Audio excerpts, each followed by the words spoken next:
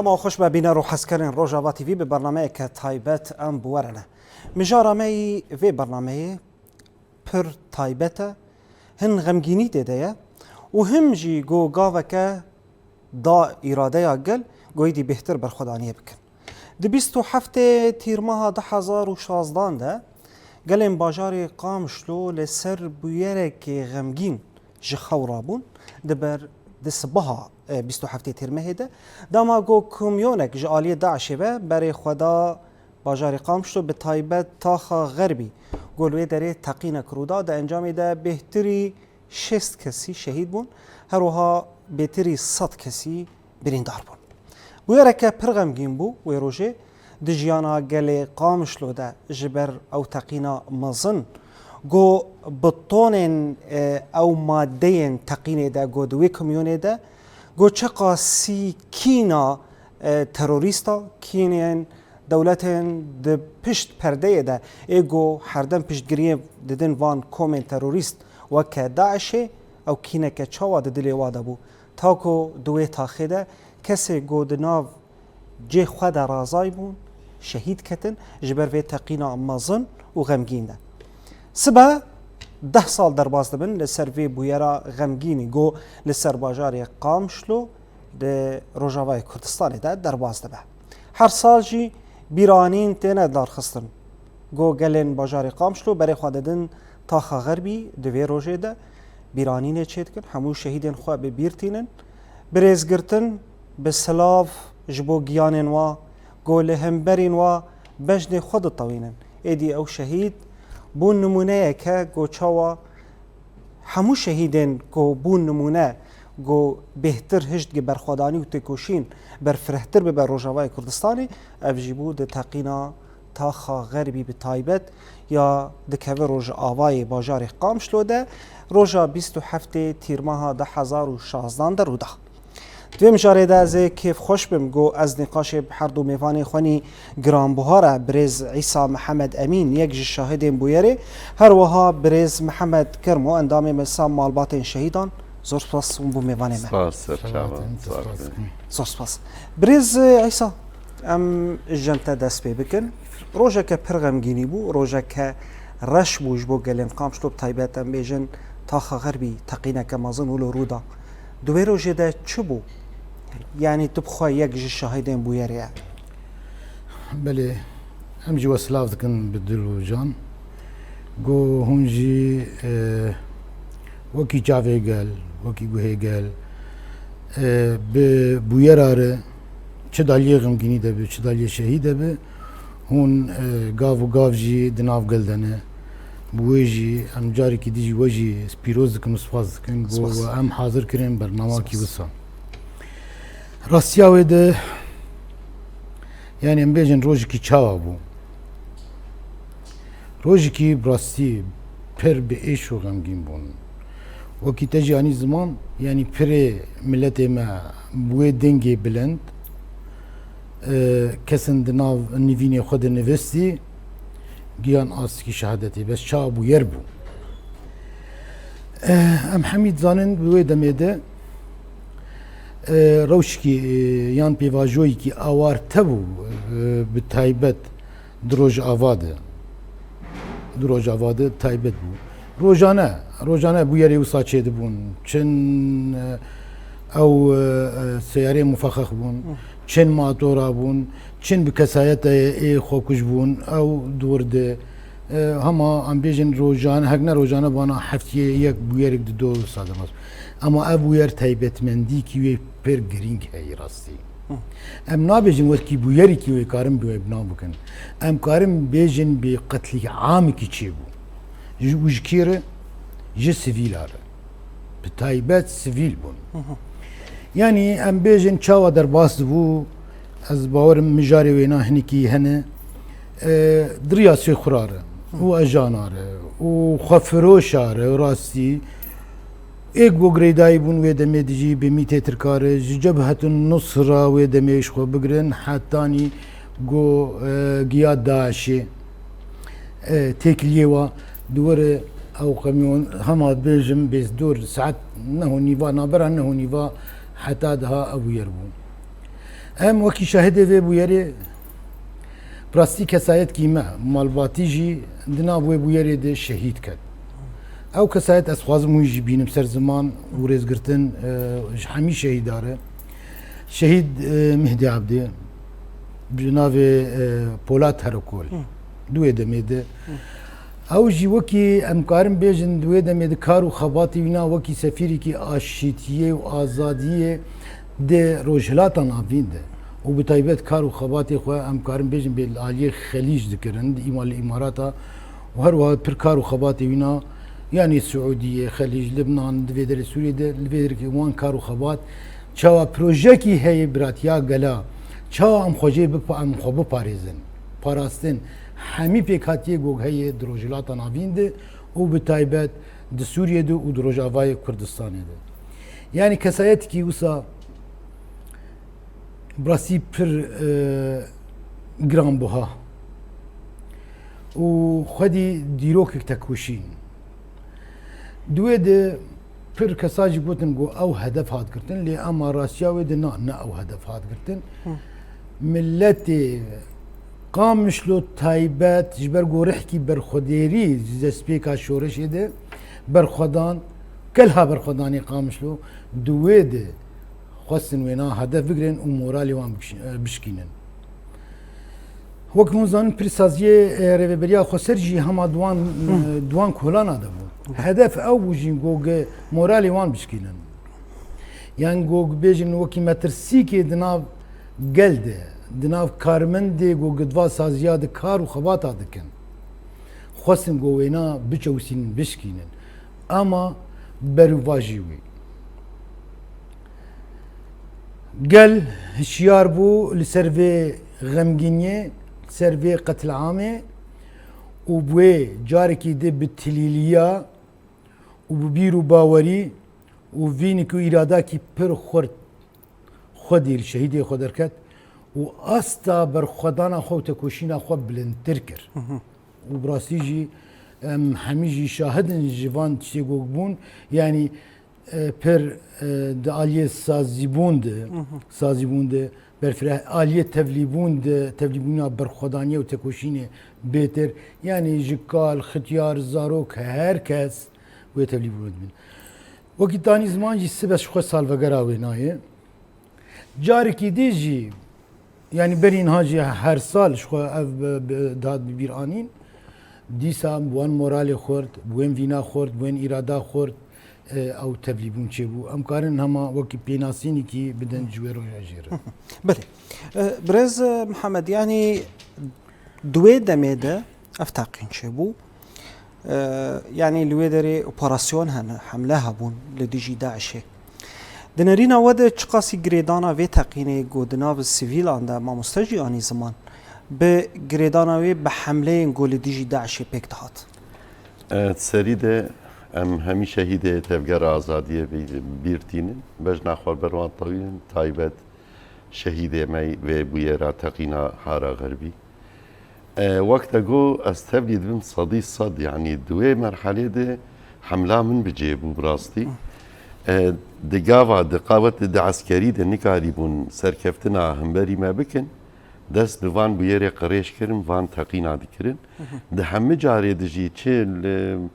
باجاروك تلبرق مات الحميز بعد دماغ سركفتن عسكري ما ذكرن او جيتيك دچون دس بتقينا ذكرن ادي نما كارين تشكي بكن وكيكي خب خديه خب بدن قبول كرن فما تشتكريه لفي جاري اوان عيسى جيجو يعني تقينا حاره غربي او قاكينا خطير در خستن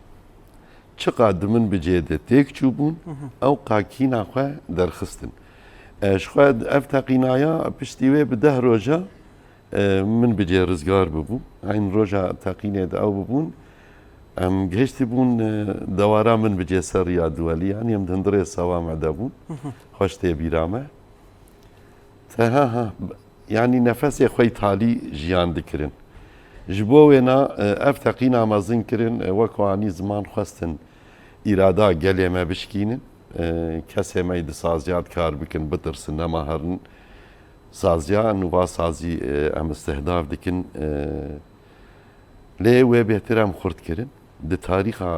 کوردستانی گشتی دی بگره هر پشتی شکناندنه که دشارکی ده یا قتل عام که به وی رنگی ام تجاری ما هستر نباراندنه ام المال خارونه نشتنه ام بهتر باوری ام دگرین ام بهتر مورال ما خورد به ام بهتر کاری خواه پیش دخل یعنی اف تجاری ام وینا دور نکن وک آنا روشاق آنا دبه او کسی آنا وی ریکفتنا هزه سوريا قوات سوريا الديمقراطية وبحكومتها دمكير للشامي أنا دمشن دا أصلا باش دخوازن و اتفاقية بنبخن برنج كيدن عيني تروري عيني شريوان ما ذكرن عيني أف كسانابون برنج كيده طاقم لخواكرنو جرافيت نخواكر عيني وان كساي يعني مدبين إيرو دا حكومتي عيني وان كساي شر ذكرن إيرو جيخوات حكومتي دبين اف کسی که نخوازن افره کفتنا بیستو نهمه پیش دهره دیسا پی عاجز دبن تالیاواتی گرک عرضا بردن گرک جدرا درکبن گرک خاکا ما درکبن جه سریکانیه درکبن جه گریسپی درکبن لعفرین او کسی که گریدایی بسر ترکیه ده او گروه تونده او گروه حتى أصلا تالي بونه ناو إخانة وعمالة جدار باز كرنه بونه مرتزي قاعدة دست تركاده وفان كارا بيكتينن از عين وي كونه جل حسا كيدانين كونه شر از عين وق في بو يرا تقينا حارة غربي دبين حاضرية ويش بو جوه مسترن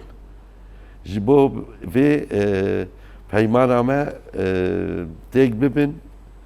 نه برجواندية واتيت نه تعذيبو ناوان تي هاي عيني ويكوني از وقت في تقينيت بينمو برانكي مصدر ملت اماد في هشيار به ملت اماد في لهيزي خوا خوادي دركبه ما بحزارة دي وك عشيري كردا وك كسايتي كردا هموكا درخستن بيان درخستن قوم قواتي خورن بهزي خورن ام جش بيك بن ام وان بيلاني وانا بشكينن ام نهرن لسر ما هرن حتا سري ام خودي ليابكي خو وليابجي خو لقواتي خو او لكاري دركفن daha خورتر جبريجي ام daha سجارجي شيارتر بن ام شيار بن روشال بيشياما هوالو ويجش اب بيري فيرنجي بن gerek em şiyar bin, em giş bi hevre bin, destek bin, em nehêlin givîn û îrada vî milletî bêş kenandin û em bawerin nikarin bişkînin jî. Te girêdanê wê ebeden eynî wek vê girêdana îroyî gerek em jêr hazir bin, em dîsî li kolanê xwe heta bêxwestin em dîsî wek berê nobetê xwe bikin, em çavdêr bin, em bigerin, em her tiştî em bi rêveberiya xwe re par bikin و یک انسان مجی گرک به رهبریان خوشی ام تی کار شخصی جی جم خواه تصرفات شخصی ام نکن ام کسی جی گهدار نکن لبا صفحات وانا الوان داری وانا تنه دزگه می اعلامه هنه ام لوان گهداری بکن ام وان بشوپینن او تعلیماتا ام جواب گرن ام نکفن لیستکی وان انا تزانو وک افکاری وی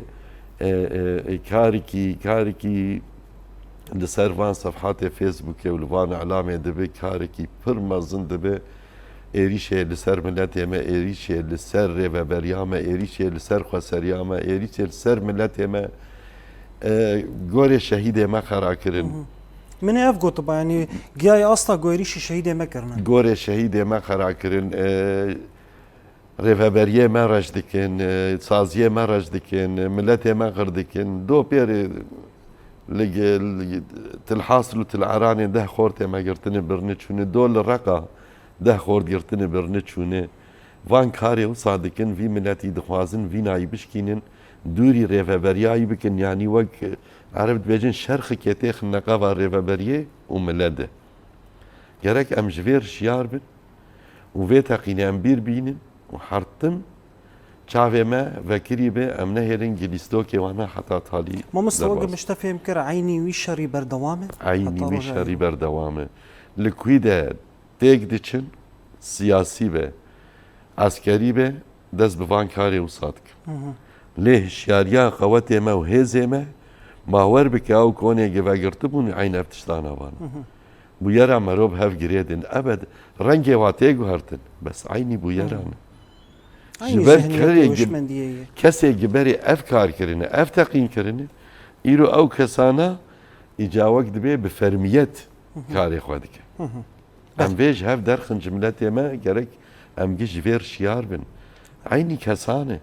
bes bi rengekî de bi modêrek din vî karî dikin em jî gerek li gor wê na haziriye me hebin guhertinê me hebin em jî xwe pêş xin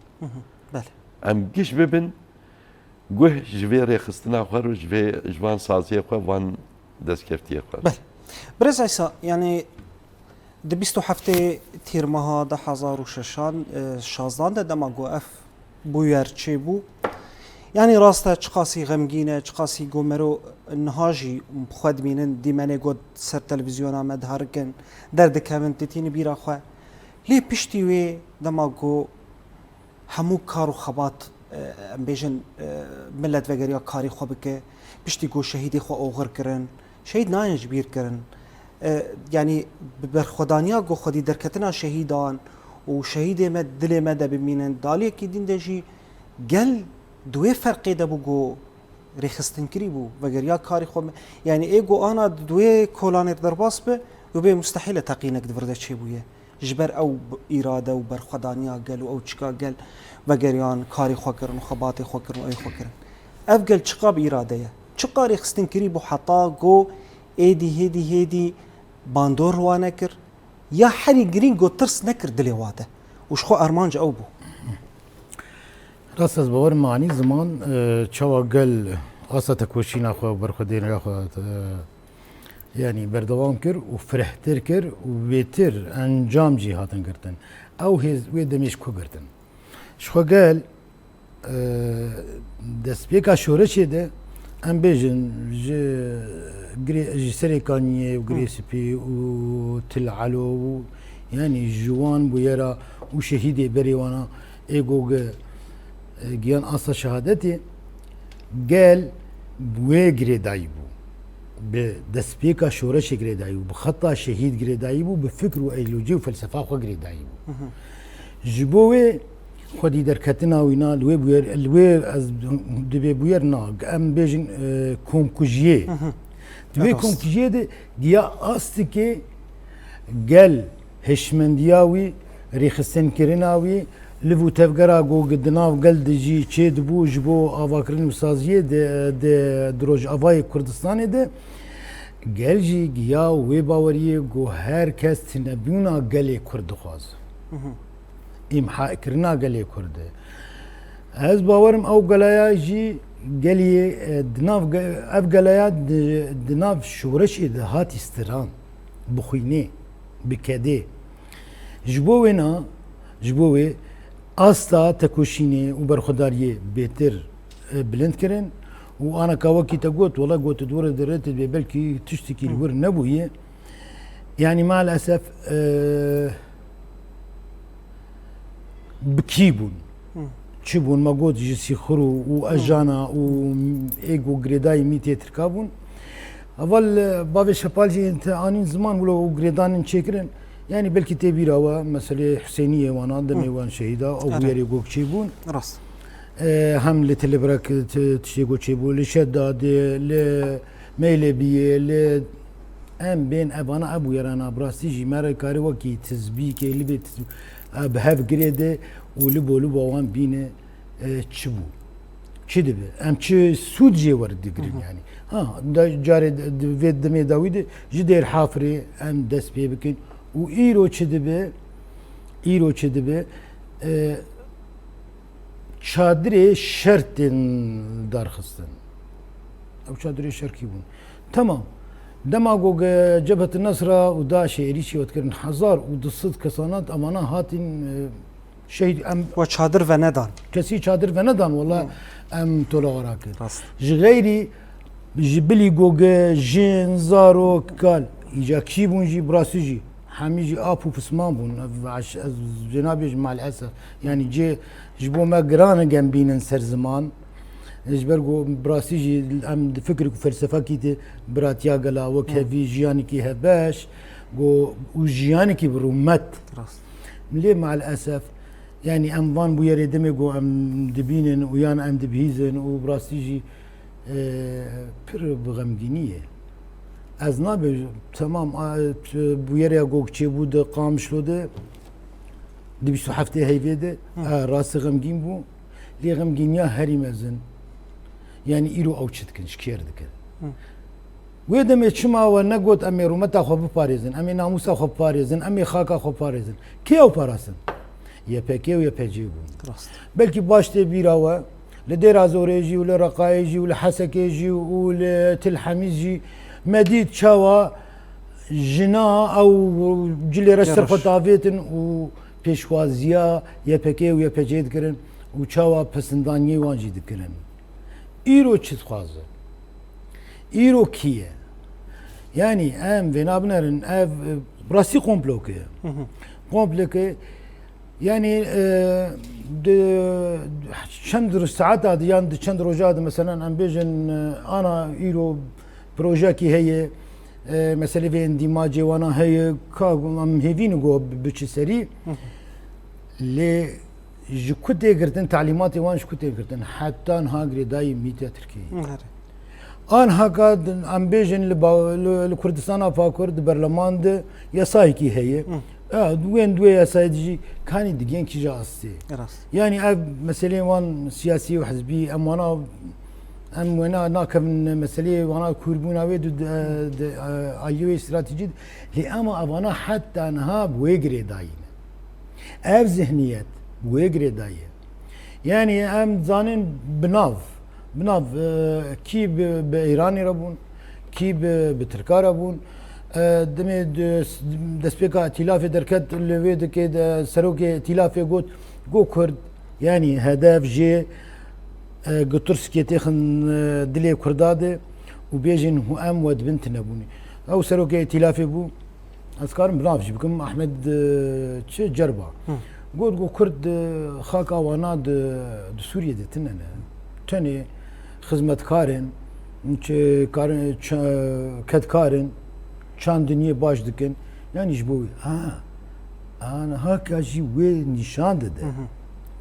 وی نشان دادن یه میگو گچون لشامی جی یعنی آنها کا یعنی برلمان مجلس الشعب شکی شعب تتنه يشخوا کسی دنگ بالکس کی بدنگدانی گل در نکتی راست. تعیین کرنه بکیبون كيبون ايه هاتن تعيين كرين ايجو 24 ساعة لسر كورتيل وناني اردوغان وتيلي وادا بون خوزي باردوغان ربانا جي اما الدر دوري يبوجي وهروا امنا خوازن ولو وان تشتي ولو بين سر زمان سر اكراني وجي براسي جي ام جولو اصلا مبلنتر وزيادتر اما والله دمي بويري ولوتين دلي ما تشوت كيني كيما دبه ام ناخد يوي كينيجو ام بخاري هلين تشاوا او بيرا قول قام شلبو يعني زاروك مالبات بنايتي كامل هاتن ودبندمان راست. بون غور جواره يعني هناك جي حطانها ونداينن جنازتي واجد تنن بخصوص بنا بيجمعين ها تنها كا برشي والو كده كينا ام نزانن يعني براسيجي غمجيني او تشغيسي خوصن غمجينيا وتنبوني اجمار بكن او قيسي رحي برخداني ورحي تكوشيني لبام خرتر بو بل جبويجي اسكارم فينا د هافوكا يعني جبويجي ايرو اب ريكفتني يقول شيء دبن دنا برامه و دولة ادم كيده انها كيني خدان خويا كرين شوا ولا مدير محافظه مدير منطقه دفيلي كده هاتنا او كيني كده خويا كرين يعني انا قبول كرين كرد جبو زمان دوبوا جامعة الأكاديمية روجافا. جامعة قبل تابع جفرات جفرات يا رب ام تشد بيجن آزاديا ما سرخبونا ما تایبەتمەندیە ما. تایبەتمەندیە ما وبرنگی کی ديمقراسی ام حمی بهفره جیان بکن و ام بهفره هر کی به زمان خو به تایبەتمەندی خو به بچاندا خو به رنگ خو ام بهدو قبول بكن او يجي قبول لكن حتى زمان يجي قبول لكن بله. مع الاسف بله. يعني ان شاء الله بله ويجي بله برز محمد يعني ام قالين اشتي خوازن يعني ما تجاري ريشي كسينا كريا ما حردم بارسنا خود كر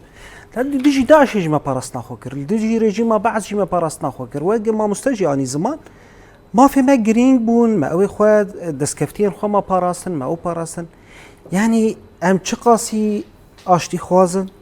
تشقاسي دجمنجي بكينو حقد فيرنجينيزيكي مدبه سدم چي ما مست سدما وين يعني قلتنا كردي ناي قبول كرن يعني انا دروب هلي وان دخينم ايفان روجنمافاني عرب ده او كسي مبعوث جيج دولتي جبا سروك دمكي احمد شرع شاندن محافظه حاسه كجبو مساله اندماج ببن سري وانجي قبول ناكن وانجي قبول ناكن دبه هون هاتنش كردارد كن هون زاري ما ناخن موظفات ناخن دايرات وانجي بنابارد كن دبه هم كردارن ناين قبول كري تجارة هيدا بنا بيارة مبتدي أزجلك يقولوا بهاف قريدم وأكوني شرداني بو ما فاستيفال لكامبا آزادي شاكر ملعبات وازده ما تشيكر بو ام نشا تجاري ما شر نخواستي ام خود باريزن ام حمايتها خود كن ام ملاتكي مروفن ام انسان يعني دو او زلامي قدر خستبون جيكازيا جنا كرد جيكر بو در كتبو مشكي هم برمه او جد نافاقه لادو او زلامايا در كتيه دبيم كردا قبول ناكن او يجي كزيا قيزك كرد جيكريه يعني براستي اشتر بيجم اللي قام شلو اللي تلعلو اللي تلمعرف اللي تلبركه بجيك ما قلت المشاري شاكريه يعني ام درنجم كسي مشاري وادكر ام دي ما هو شهيد عن ما هون كشتني وحقي مال جماعي ويتشا حقي بدنا ام جوي كسير بيش لعنتها قدري او كسانا امين او هزي تيروريست جيب مليون على جبو سري وان امريكا واوروبا داني بون جوان بقرن يا تشكي سر وازاني بن او هاتن دانين سر سوريا بريف بن او كسن ايجي تشاري واد كر ام درنم دي ما 20,000 شهيد دانين دي كود تشاري ما بوار كرنه ويتش بدن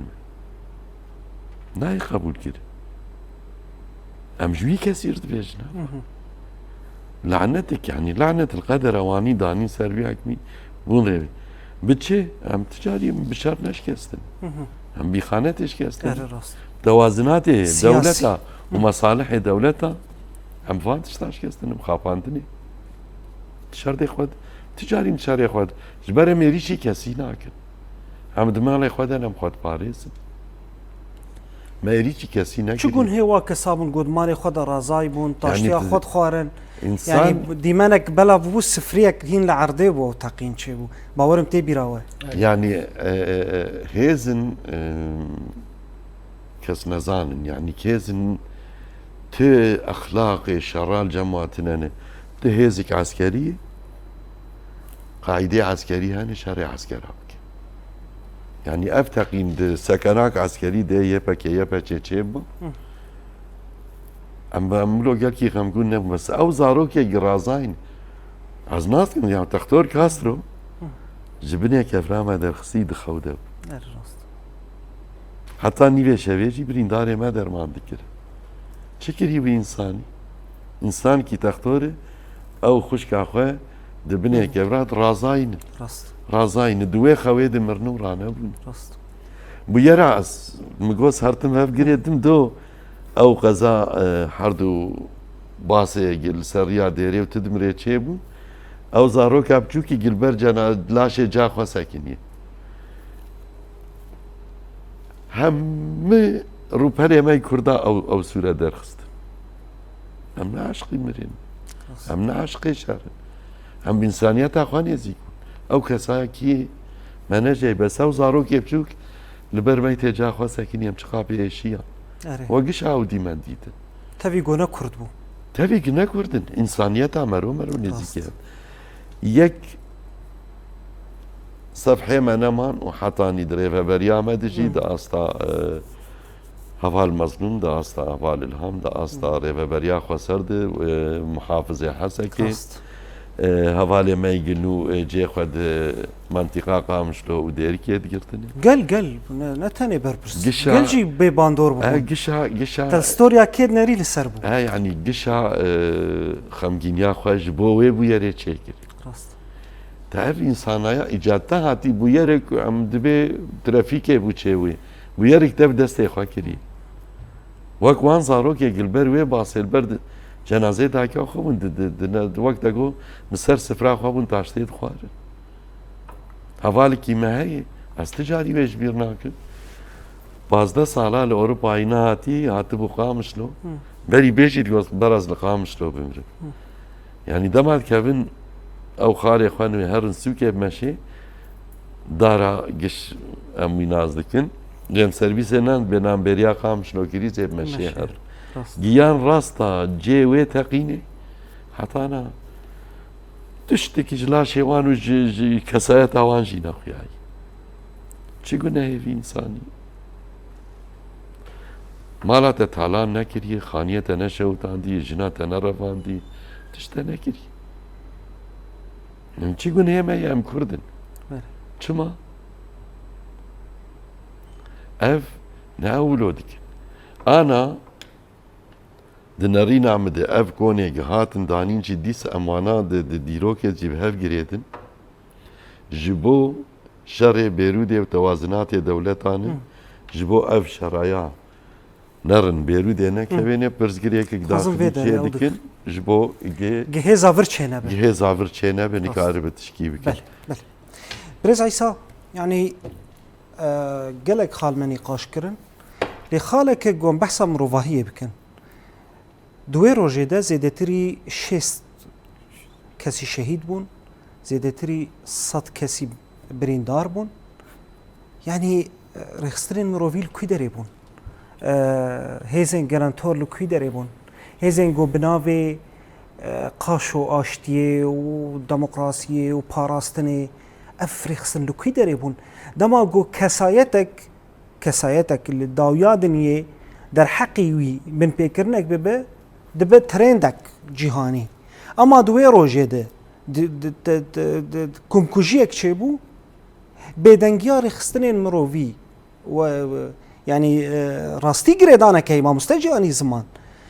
di hemû bûyerê me de çima rêxistinên mirovî bêdengin çima dewletên navnetewî bêdengin tevî got ê herî kesê herî gelê got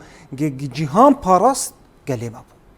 yanî kesê got hember Daişê sekinî kî sekinî ji Kobanê dest pê bek heta dêra zorê re derket heger ne ji wa şervanan ba wala wê di dawiya Amerîka re derketibana belê rast yanî munezematê hiqûqî ji xwe destpêka gotina xwedî jî maînî komplok mafê merova li kengî ji her kesî re etiraf pê dikin heta niha wekî Kurd me got komplok tedî me got me tirsîkê xwe û imhaa Kurd dixwaze rastî divê komplotê bala xwe bidê de yanî heger got bala xwe bidin de pilo hinkî vegerin dîrokê ji Guantanamo hatin bi çi rengî hatin kê ew anî komplokî navnetewî bû yani ew şerê got gidwan welatê wan dibivana tev li Ewropa yani pêr munezematê Ewropî jî li van de ra kar dikirin gelo heta roja îro ji kesekî ji wan wekî vê qetilhamê wek vê komkujiyê kesekî ji wan jî heger got welatê xwe de yan di sîmenerekî de yan di meselakî bêjin bê welahî em van wekî انسانات بينن وكي جلاد بينن نا جبر حتى هاش خوش شر ما يقو ام بيجن شيء اعترافك شرعيتك ما شيء بحقوقي ودستوري او نابينن حتى ها او نابينن جبوي او هنج خالين اساسيين و ابيدنجين يعني ازمونا بيجم ريبر ابو 27 سال وينا de زندان دی هر جاری کی جی تجریدی کی لسر چه دکن بلکه دو از باورم هفدیتن کی چه بو برینا 6 روزی دیجی در باس بون هفدیتن ندیتن yani evana red بدن şerki go es şeris yemini و بالتايبات لسر سري كردا يعني بوت نبون اوين ف بحثا ما في مروفا دكن بحثا نظام تشدكن بحثا خوخيات كن هريكي هاتي جوبر جوانديه خو وبراسيجي تشد دولتي جوجابون هركسي خصن بن برجوانديه خد و يعني دليل كي بربجا وزيد هركس يعني دولة دمكي جبهة النصرة شاب چند روجا جان پایتخت شامی كيبون دو بوجي ترام جيت قلت دا جرا جير زحمة دبي مت داني دبي مت داني تشر حزب الله بك تشر ايراني بك تي نظام بكي دو بود ناتو ده مديل باردوغان يعني اب دولتنا مسألة ما فيكي كردي دستوري حقوقي قلت تبانا دسبيكا ويدي قلت تبانا بسكن حتى بيدري يعني بري بويرا بيستو حفتي مهيجي شخص بوير شيبون هر بوير شيبون راست يعني حتى لسر راقهاندني خوشي كسكي بحث نذكر ندولة عرب هذا ندولة اوروبا هذا ندولة جهاني دم نديتن يعني اب رامي عبد الرحمن نا حتى انها شر يويدكن اري حتى انها شر رامي عبد شما الرحمن شما راسي كي دبيجي اوجي انسان بشر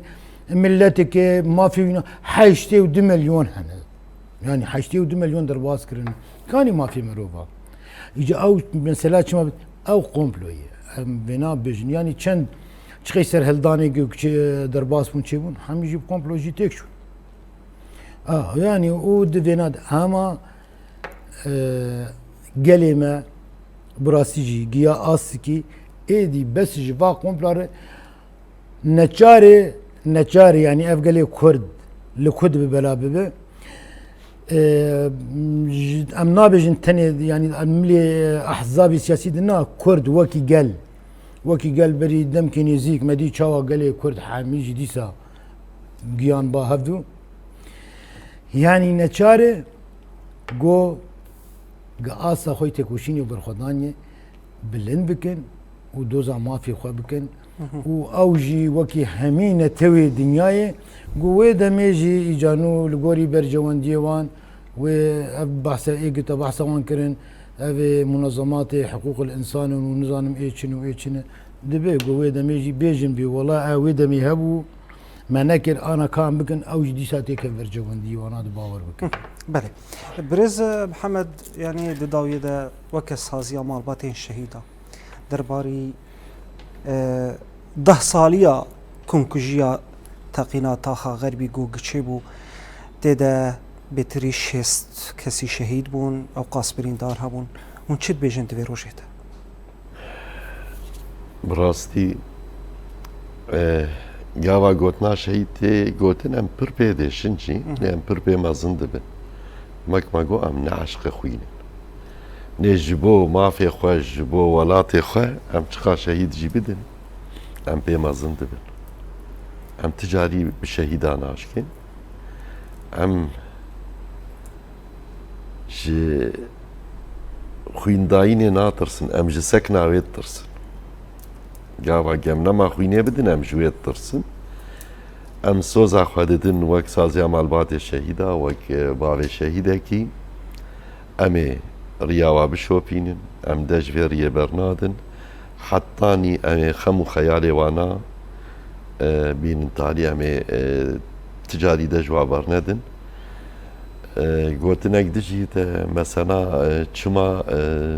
کس نیزی من آبه جوه انسانیت آمد درس همه سیاست اخوای بقریش بگمار بما نکارن برجواندی خود فکرن نکارن بما نکارن ام نمرتزقان يعني او گوتنا قاوا قهوني الحج ديخن مبرز مظلوم عبدير اللي باشور جوزنا مرتزق عم دستيت از الحج الشعبي خم از ولات اخواد باريس ام تجاري دست اخوای قال كسي ناكن ام شاري كسي ناكن جوه انسانيت عمد درسن جبر نكارن خوستك اخواد دريا مر ام تجاري خورت اخو ناشينن لليبيا وال كنظام أذربيجاني ولا يقول وانا خورتي اخو ناشين باشر ام ناكبن شريعة بسيدة ام نابن تجاري مرتزقة دستي قوتي ما زنده ام زاروك اخو خدي ديكن شهيد بكم دبر اخ خد بر عرض خد السري ما في بلنده ليه ام تجاري زاروك اخو نايرن هرن لعرض كيدن نسرنا حقيقة شهيد بكامل حتى تاني ام ريخستنا خوارن سازيا خوارن ريفبريا خوارن ام گريداين الشهيد اخو بوادر باني كارن فينو ارادا ما بشكينن ما خوردك دبي داري گتنش كين دا خوردك بله ام بيتر بي خوردبن ام شهيد اخو سر بتندن ام وقت ما قودي سام سوزدن ام ريا وام بشوبين ام جيفناك بله هلبت شخوا وكافير وجي سري مالباتين كو دوي روجي دا زارين وان خوش كبراين وان شهيد كتن سري واصاغ به كيف خوش بون ميواني ما راستي برنامج كبوا زنجين بو وكا بريز محمد كرمان دامي من سمال باتن شهيدا باوي شهيدا كي ام بتا كيف خوش بون بهاتناتا زور سپاس بوده سرچاوه من گلک بخیر اهلا وسهلا هروها بريز عيسى محمد امين هم شاهدكي بويري حوالكي ولات باريس كتكار از بتا كيف خوش بون قلتو ميواني برنامج عمل ام جو سپاس دکن سرکفتین اجبو کار و خواته و هیوی مجی دودنه و هون کاری وان منظمات انسانی بکن بله کسی که ما ام خودی لخودر راست هون جی وکی جاوی گلن هشمندیا گلن هر بویری که هون بگر هفوار دکن براستی جی هر کس جی جاوی خو ود بینیم هون جی ویجی ددن جیهانی هر جیهان بله. بنا نحس انجا خون کاربن او جیهان آجی ما ببینن دریا وره هم جی وسپاس دکن و سرکفتین بجاری که دیجی جبو سال وگرا ویکون کجی هم بجنا خل بر همیشه هیدا طوینن و هم بیجن سرکفتین ویان داده زور سپاس مالا وابا بله بینرین مش خوبیا ویم دکیشن داویا برنامه عمیا تایبت درباری کمکوژیا در حقیقت غربیا باجاری قامشو روجوای کردستان گورودا دی 27 تیر ماه 2016 ده ما میوانی خونی گران بخاره موی روجه به بیرانی هم شاهده بویری بون به مرا پار بکن مجی دریا کانال روجوا تیوی را بارا پار بکن زور سپاس میمنت خیر و خوشیده